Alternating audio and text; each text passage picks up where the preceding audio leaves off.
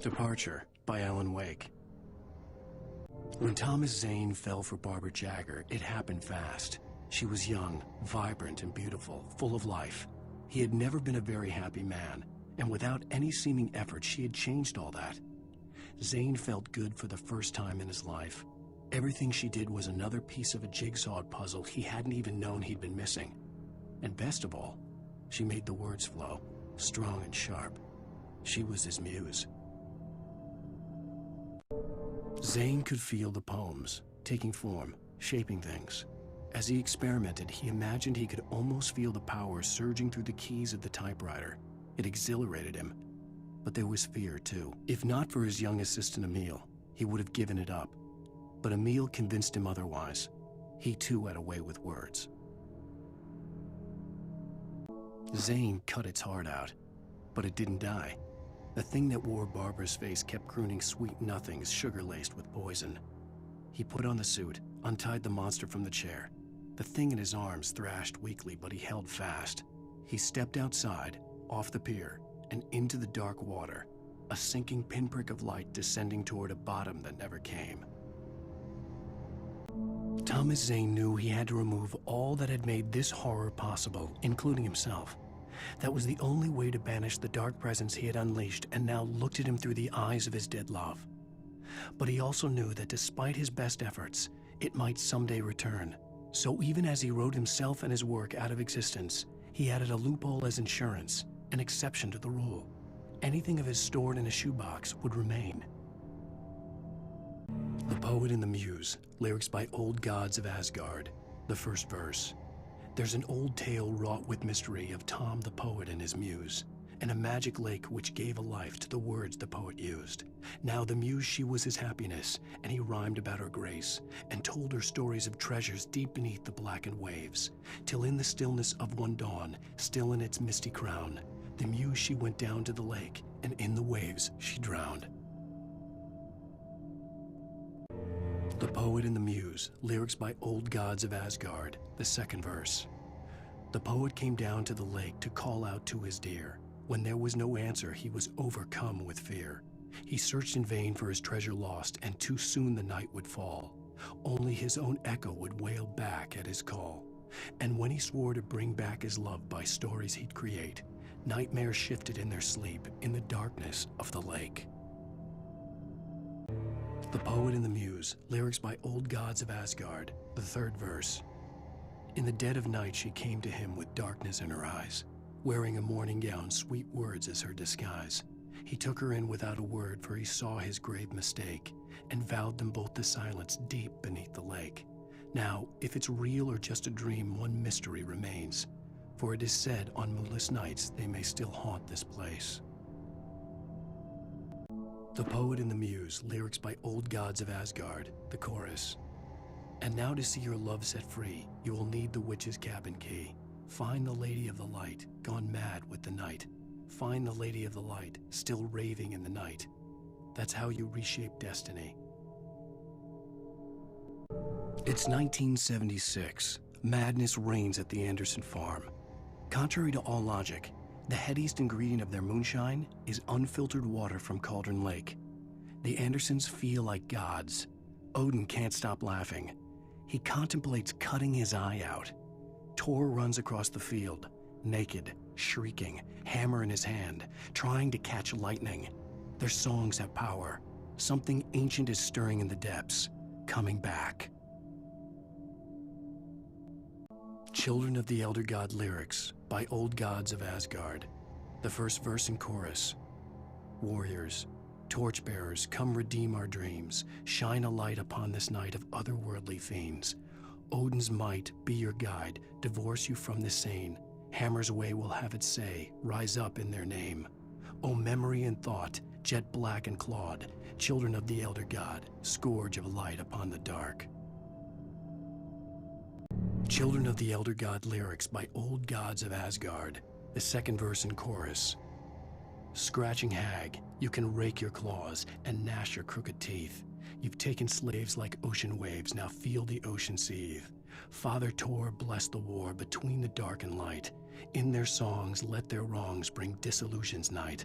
O memory and thought, jet black and clawed, children of the Elder God, scourge of light upon the dark.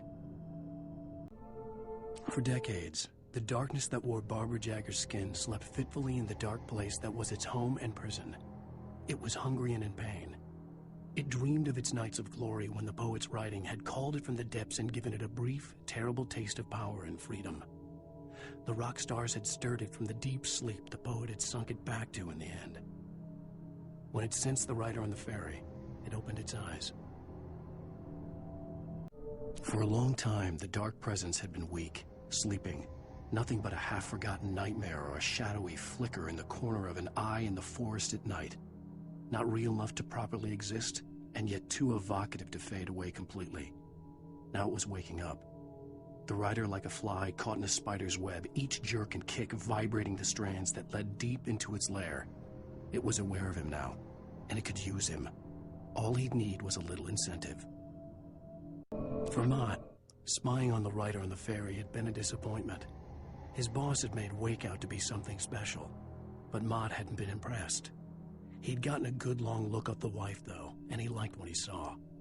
Mott had fantasized about goading Wake into a fight, but it hadn't happened. Still, he'd get his chance to see if the writer had anything in him. He'd been promised as much. In spite of its human mask, to describe the dark presence as intelligent would have implied human qualities on something decidedly inhuman. Nonetheless, it found the one spot in the diner that was dark enough. Some light spilled into the corridor, ravaging it. But it took the pain. Horrible as it was, the writer would soon fix that. He would be coming to the one place where it still had power. Some of the Taken retained echoes of their former selves, but these were just the nerve twitches of a dead thing. Nothing remained but a shell covered and filled with darkness. In most cases, these puppets were enough for the purposes of the dark presence. But for anything more elaborate, as with the writer, it was different. It needed his mind. And so rather than taking him over completely, it merely touched him. Rose knew she had been gushing, but right now she didn't care. As far as she was concerned, her brief meeting with Alan Wake was literally the high point of her life. She watched as he got in the car with his wife. She was pretty, confident, at ease with Wake. Not like Rose. They were perfect for each other. She'd have given anything to be called their friend. Alice looked through the viewfinder, lining up the shot. Cauldron Lake was breathtaking. Something caught her eye. A figure standing in the shadows behind the cabin, like a thin woman in a black dress. She lowered the camera and looked again. No one there. Just a collection of bushes that looked vaguely human-shaped. She shook her head and laughed. I'd first heard the poem in a dream, recited by a strange UFO-like light. I'd read it again in the cabin in a book by Thomas Zane. For he did not know that beyond the lake he called home lies a deeper, darker ocean green, where waves are both wilder and more serene. To its ports I've been, to its ports I've been. Alice had screamed until she had no voice left to scream. Around her the darkness was alive. It was cold and wet and malevolent and without end. She was a prisoner, trapped in the dark place. The terror would have burned her mind out, but one thing made her hang on. She could sense Alan in the dark. She could hear him. She could see the words he was writing as flickering shadows. He sensed her too. He was trying to work his way to her. The darkness that wore Barbara Jagger's face was furious. The story in the manuscript had been making it stronger all the time, but now the light had set the writer free and hurt it, weakened it. It was only a matter of days before the dark presence would be strong again, but meanwhile, it would be difficult to recapture the writer. Mott had checked all of Stuckey's rental cabins. There had been no sign of the Wakes. It was dark when he'd found their car parked at the end of the road by Cauldron Lake. It made no sense. They must have taken a wrong turn, but there was no sign of them, and the car had been there for hours already. Frustrated, Mott stood on the rotten ruin of the footbridge that had once led to Diver's Isle before it sank beneath the waves years ago. The boss wouldn't be happy. Stuckey spat on the garage floor and tried to shake the cobwebs from his head. Ever since the couple never showed to pick up the keys, things had been fuzzy. Something, a feeling caught his attention. Stuckey looked up and stared as his brain tried in vain to process the horror before him. He stumbled back, knocking over a can of oil. A black pool spread across the floor while he struggled for a brief moment, then let go as the unrelenting darkness engulfed him. The hunters were big, thick-set men, confident and at home in the woods. They were feeling good, running on beer, ghost stories, and camaraderie late into the night. It did them no good, as they were taken by the dark presence, sucked deep into a darkness far worse than any ghost story they ever told or heard. Toby knew the smell. It was the man, the nice man who always gave him treats and never got tired of playing with him. Toby wagged his tail in excited anticipation and gave a joyous bark. Then there was another smell, a wrong smell, and it was alien enough to stop Toby in his tracks. Confused, he growled deep in his throat. The wrong smell came from the nice man. Blind animal terror pierced the dog's brain an instant before the axe followed suit. On more than one occasion, Alice had tried to explain to me how it felt to be afraid of the dark.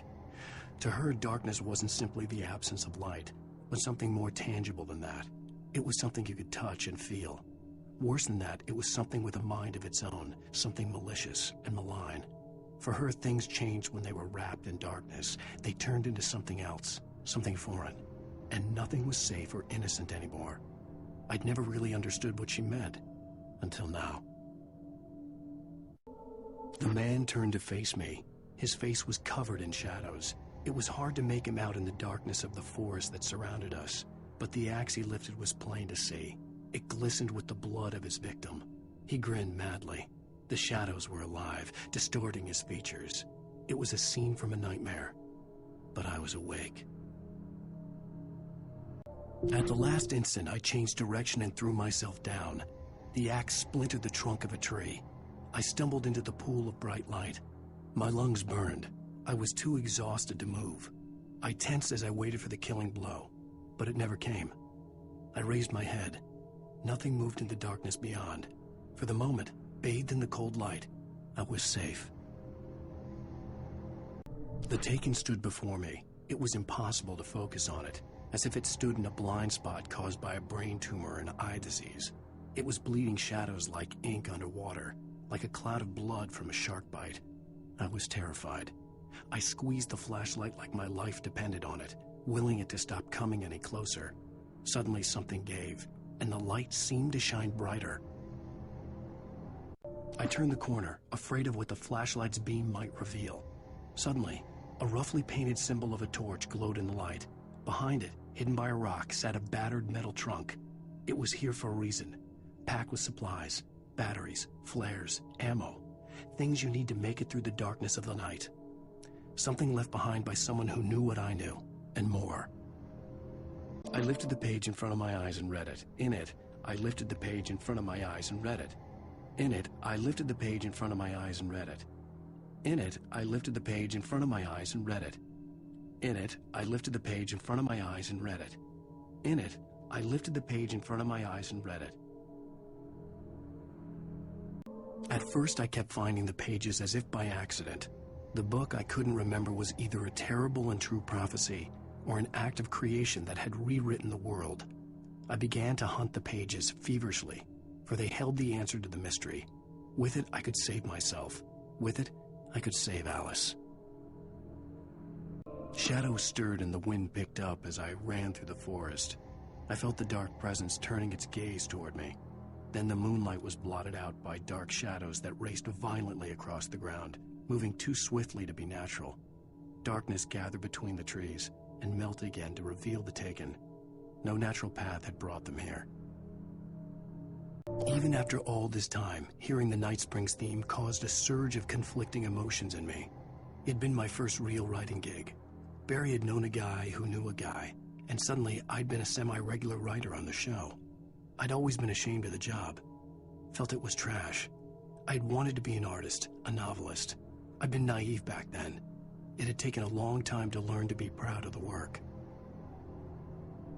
I stepped into the gas station's garage. It was dark and quiet. The place was a mess.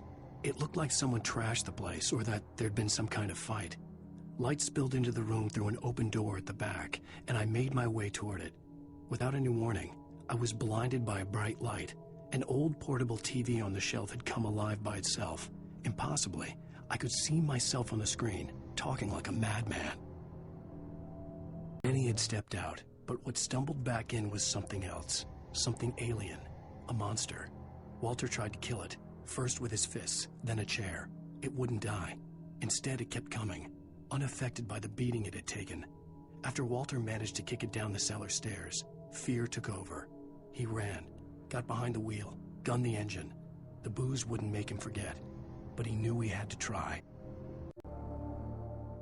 Hartman had never felt as anxious as during the week after Maud had managed to lose the Wakes. Their car stood by the path that had once led to Diver's Isle. Hartman thought about Thomas Ains's cabin in the depths. It was only a matter of time before Wake started writing. They had to be found, and fast. The moment he heard on the police radio that Sheriff Breaker had picked up Wake, he was already in his car driving toward town. There was no misunderstanding. Cauldron Lake was where Alice and I had stayed, but there was no cabin and no island. I was missing a week. What had happened to me? What had happened to Alice? I had to get her back. I couldn't face life without her. The logging site was a mess. The modular office had been pushed off the cliff. Deputy Thornton climbed up from the wreckage excited, breathing hard from the exertion. Nobody there. It's weird. Don't you think that's weird? Bored, Mulligan let out a mighty snort. Hell, it's always weird, Thornton. Just a question of sorting out what kind of weird it is this time around. The cabin on Cauldron Lake? She asked. The sheriff looked at me suspiciously. The early morning light flooded through the office windows. I would probably never have gotten out of the woods alive without her help, but I couldn't tell her the truth of what I'd faced the previous night. She'd think I was lying or crazy. She'd lock me up, and she wouldn't help me find Alice. Barry Wheeler was bouncing off the walls. He jumped on a plane after his calls were ignored by both Al and Alice for several days. It could mean that they were both on a second honeymoon, but Barry didn't buy it. Al had been way too unstable for that, not sleeping, messed up. Barry had years of experience dealing with Alan Wake, and he couldn't ignore it. Something was wrong. Nobody in Bright Falls seemed to know where Al was, but Rose, the waitress at the diner, had seen him. From what Barry could tell, Al pretty much fell off the face of the earth when he left the diner. Rose was just the kind of fan that Al hated, but she really tried to help. She was smart, too, knew a lot about what was going on in the town, knew a lot about Al, even knew who Barry was. Barry liked her. That was no big surprise. When it came to women, Barry and Al rarely saw eye to eye. Barry took another sip of the heavenly coffee. He grinned at Rose. Surely this was love. Rose gushed on breathlessly. The new one will be a masterpiece, I know it. You must tell him not to listen to the trolls in the forums saying Departure will never get finished. He should take his time and make it perfect. I can wait. Sarah didn't care about the legal threats Wake's agent had made. She let Wake go without argument, because there was something about him she couldn't quite put her finger on, something that reminded her of her father. She didn't think Wake would hurt his wife. Then she thought about the way he waded into Hartman, that hair-trigger rage flaring up without warning. Barry had never gotten along with Alice, but he knew Alan loved her with an almost frightening intensity. And now something had happened to Alice. And here was Al armed with a gun and saying things people got put in padded cells for. It was as if his friend had experienced a massive psychotic episode and was now totally disconnected from reality. It scared the shit out of Barry. Things were never as simple in real life as in fiction. I had lost count of the times I had wished there'd be a clear reason for my writer's block. Something to fight, something to lash out on. There wasn't. I was filled with doubt. I was nothing like the hero in my books. Alex Casey had gone through his life with single-minded determination, never wavering from his goal. Even now, I was angry at myself, angry at Alice, angry at Barry. I was fumbling and I had no plan. The visitor center was sturdy, but the impact turned the front of the building into splinters. Rusty was thrown across the lobby like a rag doll and hit the far wall hard. It didn't hurt until he tried to move and saw his leg bend the wrong way, felt the broken rib stabbing him on the inside. Rusty howled in pain and fear, suddenly afraid to die alone. The air in the visitor center was heavy with an awful smell, as if some rotten drowned thing had crawled up from its grave. Rusty kept coughing blood. My eyes were drawn to the twisted shape of his broken leg. The attack had been vicious. Max whined in his cage. Rusty's eyes were wild with fear and terror. He gasped. "Mr. Wake, it happened just the way it was on that page." In that last instant of consciousness, Rusty thought about Rose. He was older than she was. Rose was barely out of her teens, but she made him feel young and forget what a train wreck his long-dead marriage had been. He still wore the ring. He'd been waiting for her to tell him to take it off. Now she never would. When Barry saw the darkness attack the visitor center, it made him a believer. The men Al said he'd shot, they hadn't been just locals on crank. Somehow the world had changed, like the channel had been switched without warning. You think you're watching a sitcom, and you're really watching a horror show. When the birds started attacking the cabin, Barry wasn't surprised, just terrified. Mott knew that Wake was smarter than him. Wake had more money, a beautiful wife, everything. And Hartman said Wake was important. That made him better than Mott. But Mott was calling the shots now. He'd expected Wake to whimper and grovel, but instead, he seemed willing to fight. Mott knew he'd gotten under Wake's skin, if only Mott actually had his wife. The thought made him shiver. The kidnapper fired his gun one last time, and the shadow vanished into the darkness it had come from. See? Nothing to it, Wake. The thought of Alice in his hands was revolting. We stood on the wooden platform of Lover's Peak, the waterfall on the mountain behind us, the lights of the radio mast blinking red in the heights above. I fought with the urge to take a swing, force myself to speak.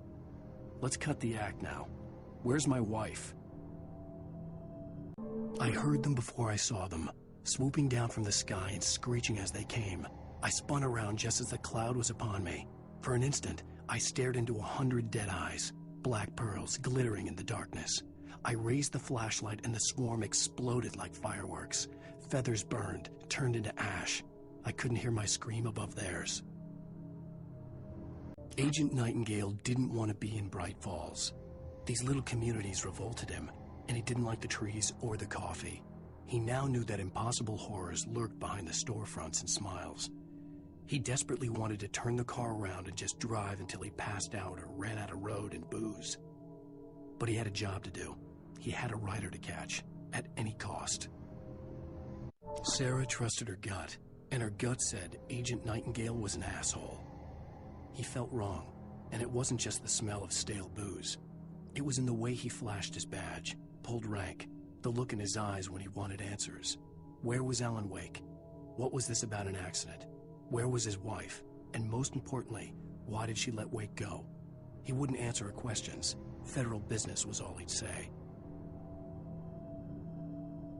Even behind the closed doors and curtains of his grimy room at the Majestic, the local motel, Nightingale could feel the locals' eyes on him, the unrelenting pressure of their judgment. He forced it out of his mind.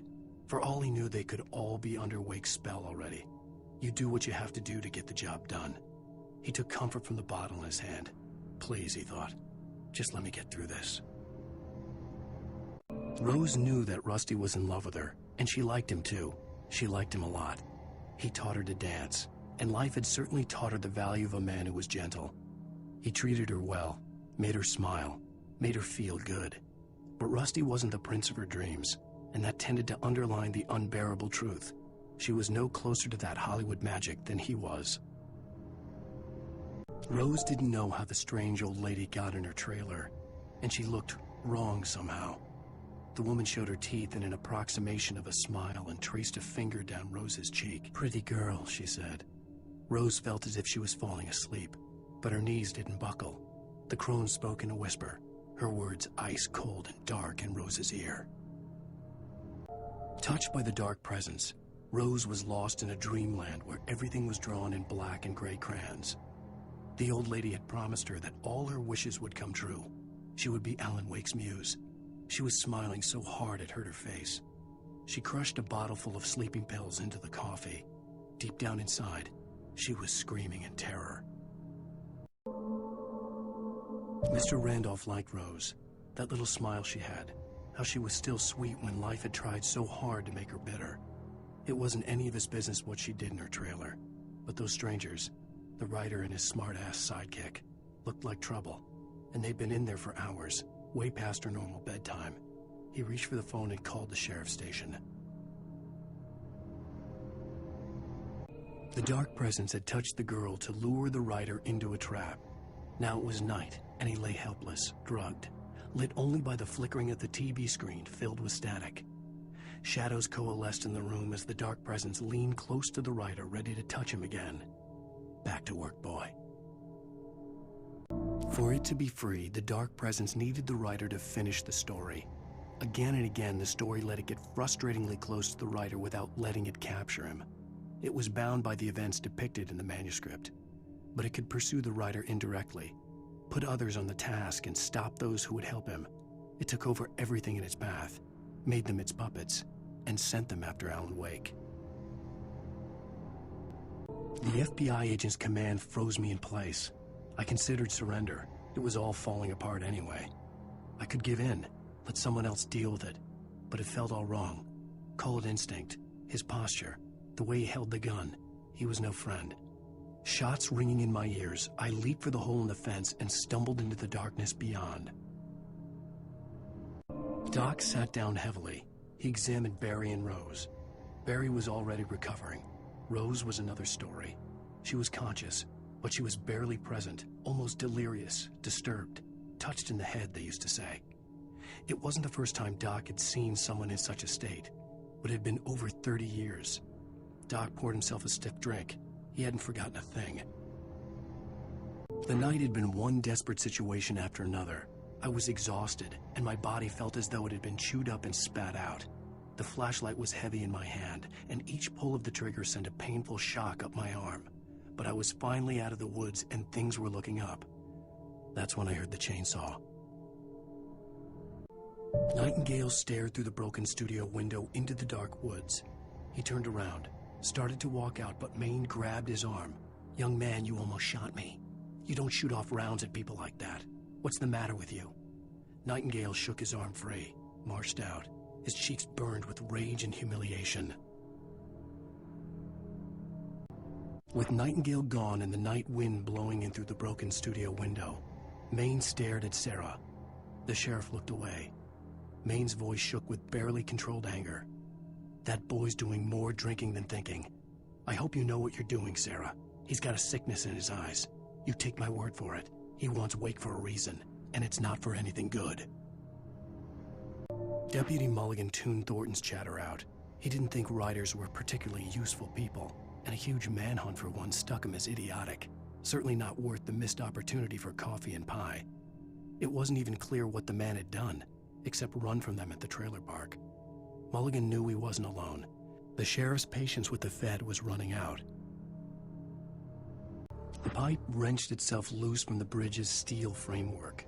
Wrapped in darkness, it floated in midair, twitching. For a moment, I didn't understand what I was looking at. The heavy object lurched at me with impossible force. I threw myself out of the way, but just barely. When I turned my flashlight on it, it shook in a dark rage before it flew at me again. The bulldozer's engine roared to life. Mud and rocks flew as it fought for traction. It crashed through the concrete wall and landed heavily in the yard. If it were an animal, it would have shaken its head after the impact, fixed its eyes on me, and charged. Of course, it had no head, nor eyes. Shadows crawled on its form, twisting it into a monster. Then, it came for me.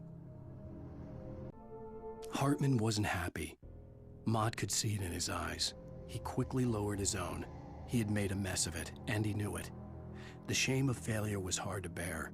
He hadn't expected Wake to say he needed more time, and he blurted out 2 days, less than Wake had asked for, to show him who was in charge. But that wasn't part of Hartman's plan. For a moment, Hartman considered strangling the idiot. Mott was mean-spirited, but easily manipulated, an emotional infant who lived for his approval. Wake, by contrast, was a far more difficult subject. Mott had given him too much leash. In 2 days, who knew what could happen? Hartman would have to find a way to rein him in, and quickly. The darkness surged towards me, sucking everything loose from the ground into its depths, tugging at my clothes. I saw the flare the kidnapper had dropped and threw myself towards it just as I felt my feet leave the ground. The darkness embraced me with the force of a tornado. Somehow I managed to light the flare. The darkness roared and cast me away. I fell toward the dark waters of the lake far below. Hartman followed the fall of Alan Wake with his binoculars. When the rider hit the water, he ordered Jack to take the boat to him. The spot was easy to see in the dark, even with all the extra lights in the boat. The flare floated and kept burning even in the water. Jack turned the radio louder as the engine sputtered. The music was rough and clanking, something the Anderson brothers would no doubt have enjoyed. But Hartman chose to ignore it. Wake was finally within his reach. Hartman knew he was no creator. He had no ambitions on that front, and he certainly didn't want to end up like every artist he had worked with here, damaged in ways that were hard to describe, or worse. It was enough for Hartman to maintain creative control and provide direction, to be a producer. That was what most of these people were in need of anyway. Of course, suitable subjects were few and far in between. Hartman watched as Wake's features slackened. The man was bullheaded, no doubt. Even lying on the bed, he'd almost broken Hartman's nose the second time. But with a little time, he could break Wake down, give him proper direction. Wake was easily the most promising subject he had had. Well, since Tom, really. "Sleep well, Alan," Hartman whispered with a smile. "Let me take care of you." He sniffed hard to clear his throbbing nose, swallowed blood, and barely tasted it. I tried to hold on to Alice, but her form melted away. I was losing control. Dr. Hartman stood in her place. I wanted to hit him, but my arms were jelly. He smiled. It was a reassuring smile, and I hated him for it. "I had to give you a sedative. Don't fight it. You went through another rough period. Right now, it's very important that you stay calm. We don't want you to have another episode. You're a patient at my clinic. Have been for a while now." Hartman kept talking, giving Barry the grand tour, clearly proud of the place. He went on and on about his hunting trophies, and Barry was impressed. But he was here on business. He raised his voice, cut through the monologue. "Hey, Hartman, where's Al?" Hartman stopped in mid-sentence, annoyed at the interruption. He nodded at the hulking orderly standing nearby. The man smiled and clapped a practiced hand on Barry's shoulder. Hartman hurried down the corridor. He had disliked leaving Wake when he was surely at his most susceptible to therapy. But this was not an ordinary storm. Wake had been writing, and he had woken something up in the depths of the lake. Now, it was coming for him. Hartman had naturally prepared for a situation like this. The idiot brothers would keep Wake distracted while Hartman double-checked everything, just to be sure. Lightning flashed behind the windows of Cauldron Lake Lodge. Tor Anderson laughed and held the steel hammer above his head. Nurse Sinclair was trying to calm him down without success. Tor grinned madly and shouted, "My hammer's up. Here's a friendly poke from Molnir, wench." He brought the hammer down with all his might on Sinclair's head. "We're on a comeback tour, baby." I slammed the door shut right in his smug face. He pleaded for me to open the door. True to form, the asshole actually thought I would obey. I had no sympathy left, no guilt either, not for him. I took a moment to savor the scream. I bet I had a smile on my face. It was all that I had time for. The dark presence was inside the lodge with me. The storm raged on as the Anderson brothers walked unsteadily away from the clinic with the other patients in tow, knowing that this time they wouldn't return. The darkness around them seethed with horrors, but Tor and Odin were unafraid. Their eyes glinted with guile. They knew every secret path, and there was blood on their hands. They had fought these shades before. For the moment, Barry was just glad he had survived the fall. He had been separated from Al, and there was no easy way to climb back up. He told himself he'd be okay in the gloomy forest at night. He would just have to wait for a while for Al to find his way down. Barry turned when he heard the heavy footsteps and saw the movement. The man-shaped shadow lunged at him from the bushes, an axe held high. Barry screamed and threw up his hand. The world exploded. When he stopped the car at the Anderson farm, Walter felt relieved. Oblivion was close at hand. The brothers wouldn't miss a jar of moonshine or two in the booby hatch. But then he saw the man on the porch, and he knew who it was. Driving for his life and knowing it was useless, he didn't realize he was crying until he couldn't see the road for the tears. The story I had written in the cabin had come true. Touched by the dark presence, I had written a horror story, but the end was still missing. The story was incomplete, and the last unfinished page of the manuscript still sat in the typewriter in the cabin study. If I could get back there, if I could read the page, then I could write my own ending to this story and save Alice. The dark presence followed the choreography laid out to it in the manuscript, growing stronger and stronger, moving like a storm from one scene of destruction to the next. But it was still bound to follow the story and chained to the dark place it came from. When the story reached the end it longed for, it would finally be free. I stared at the Viking paraphernalia that littered the area, surrounding an unlikely centerpiece. A full-size stage complete with an impressive sound system with all the trimmings, including a dragon. It took a special kind of crazy to build something like this in a remote field. When the sky split open with a deafening boom and the music started blasting, it felt strangely appropriate. Again, Alice's screams rang in the stillness of the night. I saw myself run toward the cabin, flashlight in my hand. I followed my past self. I was an out-of-body observer, a time traveler in a crazy drunken dream. This was the beginning. The night Alice had disappeared. The mystery of what had happened during the missing week was about to reveal itself. Agent Nightingale stared at the passed-out rider. The man was sleeping off one hell of a night. Nightingale felt a stab of envy at Wake's oblivion, but he had a job to do. He put the gun to Wake's head and almost became a murderer. His hand shook and his throat felt tight and dry. Biting his teeth, he tried again to pull the trigger. He lost the nerve. Wake stirred. Nightingale would have to settle for an arrest.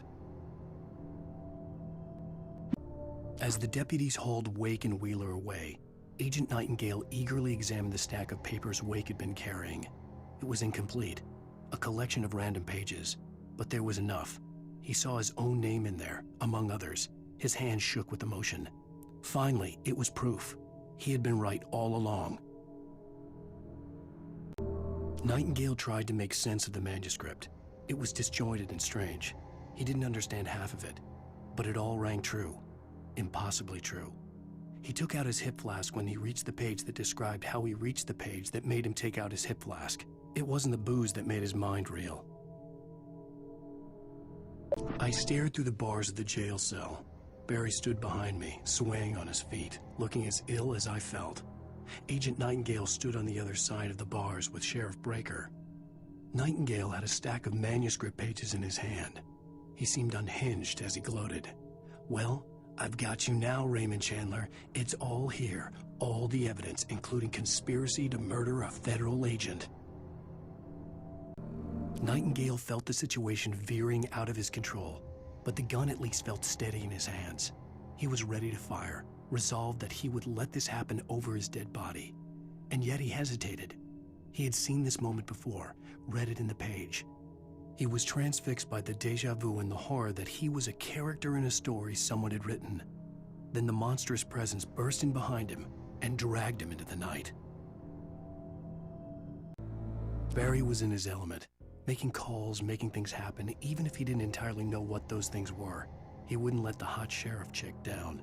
Even if every noise he heard from outside, and he heard plenty, made him jump. He had only paused to text Al a message, told him to hurry up. Suddenly, Barry froze in mid-dial. A window broke somewhere in the building, and then the lights went out. Barry got back to his feet inside the Bright Falls General Store and dusted himself off. Right next to the cans of baked beans was a locked case filled with flare guns, and yet here was a conveniently placed barrel of crowbars. Barry's smile widened as he realized that this was the classic movie scene where the hero had to gear up and arm himself to the teeth. Barry threw himself into the role. Sarah was almost starting to relax. Maybe they could turn this into a win yet. Suddenly, there was a piercing sound, like a table saw gone wild, as 100 birds made out of shadows swarmed into the rotor. The chopper bucked wildly and the board lit up, telling her what she already knew. They were going down. Barry Wheeler screamed next to her. Cynthia Weaver worked hard, following her obsessive rituals, sometimes fighting them, always giving in to them in the end. She haunted the halls of Bright Falls abandoned power plant. She marked her caches with light-sensitive paint that could only be seen by eyes that had been touched by darkness and saved by light like she'd been. She was preparing defenses and supply lines for the war she knew would come. The war between the forces of light and darkness. Making her way through the water pipe alone, Cynthia was angry at the writer. Foolish young man, taking unnecessary risks. And the way he broke the rules. Didn't he understand what was at stake? Since the terrible days in the 70s, she hadn't wavered once, as hard as it had been. She was tired of protecting the town all these long years, and now only wanted to rest. In the end, Barry wasn't going to shoot Sarah. They both knew that. Once she had no chance of catching up to Wake, Barry gave up the gun and sat down on the floor, shielding his face from the merciless glare of the well-lit room. "I don't think I'm ever going to see him again," he said in a weak voice. Sarah didn't have it in her to be mad at him. Besides, he was probably right. The Dark Presence was no longer trying to capture the writer so he could create the ending it wanted. The writer knew too much. He was too strong. And he carried a weapon left behind by Thomas Zane, something that could hurt it. Now, the darkness was doing everything in its power to simply stop the writer from ever reaching Cauldron Lake and the dark place it came from. The bottom of Cauldron Lake was a graveyard of things the lake had claimed in one way or another over the decades. The Dark Presence brought them up in its wake, scattering the rotten waterlogged hull of an old boat here, the remains of a long-ago crashed airplane there, trees shattered under the impacts. The earth groaned. It didn't even notice. The dark place I found myself in was unlike anything I could ever have imagined. It wasn't solid. It flowed. It was conceptual and subjective. For someone else, an artist in another field, it would have been very different. I could sense the story of the manuscript all around me, the words and ideas floating in the air, poised to become real. After Zane had gone, I stood alone in the shifting dream that was the dark place. I had to find a way to the cabin. I'd written myself a way through this place in the manuscript. I followed the idea of a path. I'd written myself across the ocean that blocked my way, and with that, there was a bridge to the island beyond. The idea of the cabin flickered in the underwater darkness. I willed the cabin to be real, and it was.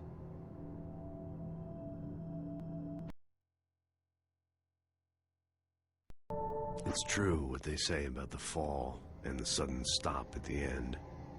I'd lain here in the snow while the lurid chain of scenes that had led me here kept playing in my head.